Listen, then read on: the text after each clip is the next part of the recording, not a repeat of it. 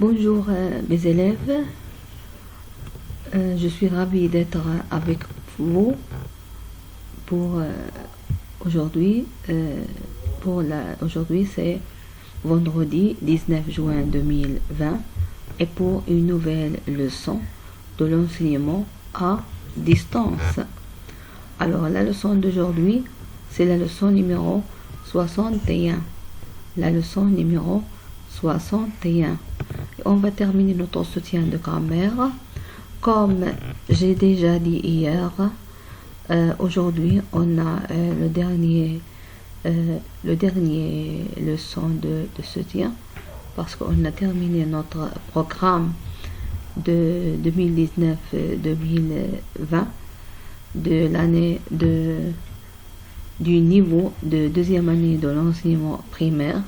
Et à partir du lundi 22 juin, on va commencer notre programme supplémentaire de ministère de l'Éducation nationale, de la formation professionnelle et de l'enseignement supérieur et de la recherche scientifique. On va terminer ce programme et comme on a dit, ce programme est supplémentaire puisque nous avons terminé le nôtre. Alors on va commencer par l'unité.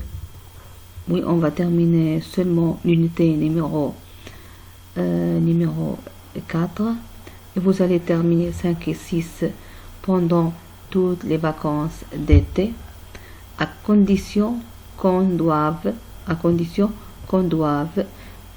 faire la correction pendant le mois de septembre, Inch'Allah 2020-2021. On va faire la correction. Et comme j'ai vu, si vous les copiez, vous allez les trouver dans la direction de l'établissement Inès et Dina. Et maintenant, on va terminer notre leçon. Notre leçon d'aujourd'hui, c'est aujourd'hui de vendredi. Et on va terminer notre soutien de grammaire. Alors, aujourd'hui, on va faire le verbe de la phrase. On va faire le soutien du verbe de la phrase. Puisque cette leçon est très intéressante, alors vous devez faire attention à cette leçon pour ne pas avoir des fautes de compréhension. Alors, le verbe de la phrase est comme d'habitude, avant de faire une nouvelle leçon, bien un nouveau soutien, on va faire d'abord la correction de l'exercice d'hier. Alors, comme on a vu, ce sont les pronoms personnels. Et comme j'ai dit, il y a des pronoms personnels qui sont singuliers et des pronoms personnels qui sont au pluriel. Et chaque pronom personnel contient son pluriel parce que comme le pluriel de je c'est nous, le pluriel de tu c'est vous et le pluriel de il c'est il avec s, le pluriel de elle c'est elle avec s. Alors ce sont les pronoms personnels de singulier et de pluriel. Alors maintenant, et ce sont les déterminants. Et comme j'ai déjà dit que les déterminants ont une relation très forte avec les pronoms personnels. Si vous ne comprenez pas le genre ou bien le nombre d'un groupe nominal, vous n'aurez pas capable d'abord de faire la conjugaison, de bien conjuguer les verbes, oui, et de bien les remplacer en évitant la répétition. Alors c'est pour cela vous devez avoir les déterminants. Vous devez l'apprendre par cœur. Les déterminants et les pronoms personnels. Alors maintenant on va terminer. Oui. Alors notre exercice c'était remplace le mot souligné par un pronom personnel. Oui. Alors j'ai déjà expliqué cette consigne. Qu'est-ce qu'on doit faire? Vous devez remplacer chaque mot souligné par un pronom personnel. Et vous allez me dire pourquoi tu n'as pas dit le sujet. Oui, alors parce que lorsqu'on n'a pas dit le sujet, parce que nous n'avons pas vu maintenant le sujet. C'est clair? Alors c'est tout simplement, on va dire, remplace le mot souligné par un pronom personnel. Et chacun de vous, vous savez que c'est le sujet. Parce que la deuxième consigne, c'est et indique le sujet de chaque phrase. Alors, comment je peux faire? Comment je peux écrire remplace le sujet par un pronom personnel et indique le sujet de chaque phrase? Non, c'est impossible. Parce que c'est comme j'ai donné la correction, mais non, on ne peut pas faire ça. Alors, qu'est-ce que vous devez faire? On va voir d'abord les mots, bien les phrases, c'est bien. Alors, on va commencer par la première phrase. Les tortues arrivent à l'école. Les tortues arrivent à l'école, c'est bien. Alors, le mot ou bien le groupe nominal qui est souligné, c'est les tortues. C'est le groupe nominal. Alors, par quoi on peut remplacer les tortues? Regardez bien le nombre. Regardez bien le nombre. Oui, alors, quel est le nombre de ce mot? Le nombre. Lorsque je dis le nombre, c'est-à-dire le singulier ou bien le pluriel, c'est le nombre. Alors ici, les. Où on peut trouver les? Où? Dans la colonne du pluriel, c'est bien. Mais est-ce que le pluriel féminin ou bien masculin? Je ne sais pas. Alors qu'est-ce qu'on va faire? Oui, on va revenir dès la première phrase. C'est clair? Alors vous allez revenir à la première phrase et vous allez voir, c'est bien. Est-ce que c'est féminin ou bien masculin ou bien pluriel, ainsi de suite. Alors les tortues. Alors qu'est-ce qu'on peut dire? La tortue, bien le tortue. Non, c'est la tortue.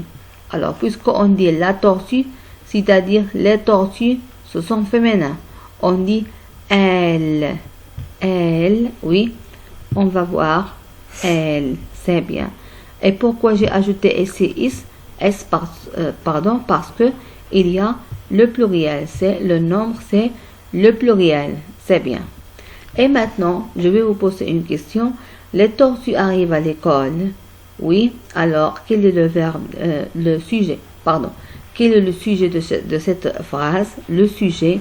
Oui. Alors, c'est les tortues. C'est le sujet. Alors, on peut écrire ici S. Oui. Si on a elle, c'est le sujet. Si on a les tortues, c'est le sujet.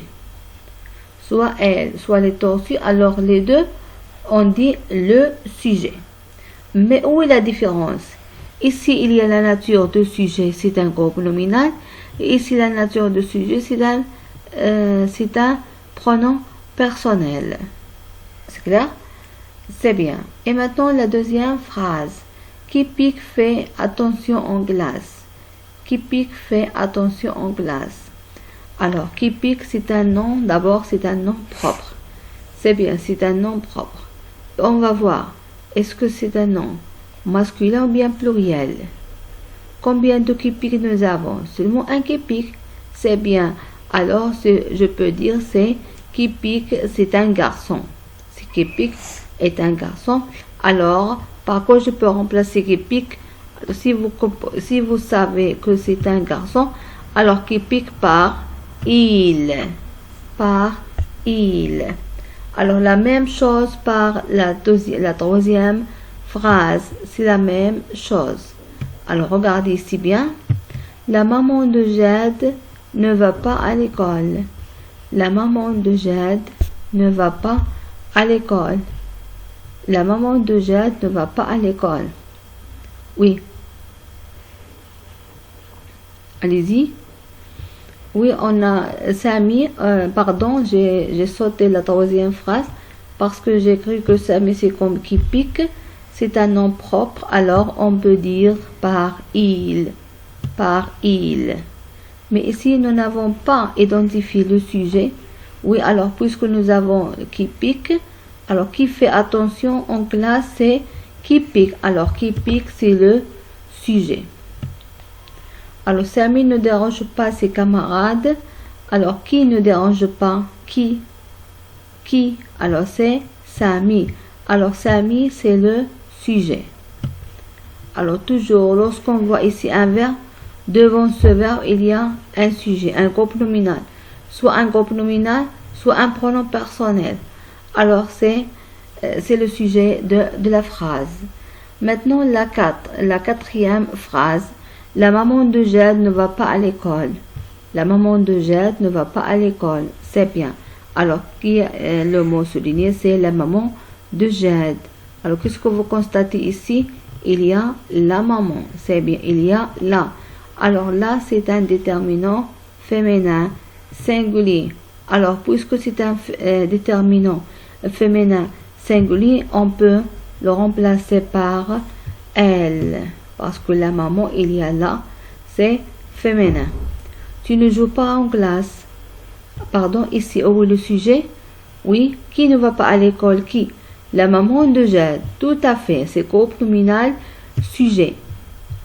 C'est le groupe nominal sujet. Et lorsqu'on a elle, oui, encore elle, c'est le sujet, mais ce n'est pas un groupe nominal, mais c'est un pronom personnel. Alors ici 5, tu ne joues pas en classe. Alors d'abord, est-ce que cette phrase, est-ce que je peux remplacer le sujet par un pronom personnel? Est-ce que je peux le remplacer? Non, bien sûr que c'est impossible. Pourquoi c'est impossible? Parce qu'il y a tu. Il y a un pronom personnel. Alors ça suffit. C'est fini maintenant. Alors qu'est-ce qu'on va faire? On va trouver le sujet de cette phrase. Alors qui ne joue pas en classe? Qui? Qui ne joue pas en classe? C'est tu. C'est bien. Alors tu, c'est le sujet. Mais quelle est sa nature? Oui, c'est un pronom personnel. C'est clair? C'est un pronom personnel. Alors c'est pour l'exercice d'hier. On a terminé l'exercice d'hier. On a terminé le soutien de grammaire, le soutien de pronom personnel, le groupe nominal, le nom propre et le nom commun. On a terminé tous ces leçons et aujourd'hui on va voir, comme j'ai déjà annoncé, on va voir le verbe de la phrase. Le verbe de la phrase. Alors on va voir la première phrase. Alain joue dans le jardin. Alain joue dans le jardin. Alain joue dans le jardin. C'est bien. Alors on va voir ici. Oui, allez-y. Alain joue dans le jardin. C'est la phrase. C'est bien. Alors maintenant je vais poser une question. Que fait Alain? Que fait Alain? Alors, si on a que fait, toujours, que fait Alain? Que fait Alain? Allez-y. Que fait Alain? Joue. Très bien. Joue. Alain joue. C'est l'action. Ce n'est pas dans le jardin. Non, seulement joue. Parce que lorsque je pose la question, lorsque je pose la question que fait ici le sujet, c'est-à-dire je voudrais chercher la phrase. Mais lorsque je dis dans le jardin, bien dans une classe, alors ce n'est pas que fait, c'est où, c'est autre chose. C'est le complément du temps. Alors maintenant, je pose la question. Que fait Alain? Que fait Alain? Joue. Très bien, joue. Alors, où est le verbe? C'est joue. C'est bien. Alors, on va voir ici. Le verbe, c'est joue. Maintenant, la deuxième phrase. Fatima ouvre le robinet de la baignoire. Oui, que fait Zéna? Ce n'est pas Fatima. Que fait Zéna? Zéna ouvre le robinet de la baignoire. Que fait Zéna? Que fait-elle? Que fait Zéna? Ouvre. Ouvre. Alors, où est le verbe ici? C'est ouvre. C'est bien. Et maintenant, Cédric sort de la salle de bain. Cédric sort de la salle de bain. Alors, je pose la question ici. Que fait Cédric? Que fait Cédric? Alors, sort. C'est bien.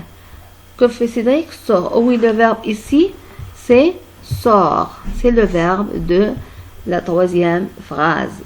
Maman prend son garçon dans ses bras. Maman prend son garçon dans ses bras. Alors, je pose la question. Que fait maman? Que fait maman? Prend. Alors, prend, c'est le verbe de la phrase.